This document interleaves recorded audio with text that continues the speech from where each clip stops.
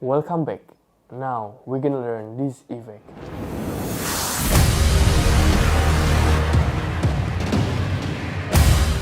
So after you import your footage, click layer, new and solid, name it Saber, go to effect and preset, search for Saber, it's free plugin from Video Copilot, and then press T and change the opacity to 0% and click your mask tool and create a mask, like simulate that the mask is the rope, and make couple more.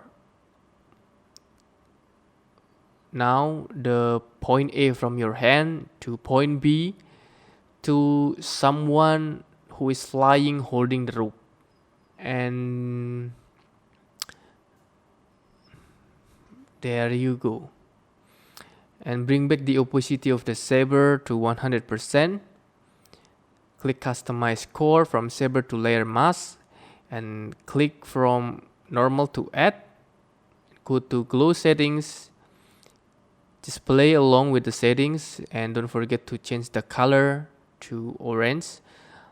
You can experiment your own setting, guys, but if you want to follow my settings, just pause this video and just copy my settings. Here 0.32, nice, and a glow intensity like 36, nice. Yeah, I think I need more orange look. There you go, it's better to me. Glow bias,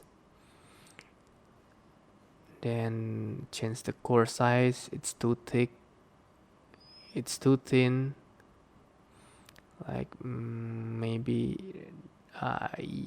yeah, there you go. And change the start size to 200% and end size to like around 9%. So and go for turbulent displays. Imperfection is the new perfection. I mean, the rope, the rest of the rope is not perfect. It's not like straight, but there is something like wavy, and we need to add a blur. Gaussian blur is perfect for this. Drag it to your footage and set the blurriness to make it a more natural look. And the last thing is to simulate the mask by keyframing the mask from the person who is holding the rope that is flying, like he's flying holding the rope. So there will be kind of movement, flying movement. And the last thing is the adjustment, because my hands are moving, so I need to adjust the mask by keyframing one by one. It's spread it off, but that's fine. If you want to go more detail, you can go like frame per frame, but here it's just only for tutorial purpose. And boom, there you go. Next, click layer and create adjustment layer and drag lumetri color to your footage and set for higher temperature to make it more orange. And last touch would be fire sparks. Change it from normal to add and adjust the scale and add Gaussian blur to make it natural. And boom, there you go, there you have it. That's how you make close-up thanos capture effect.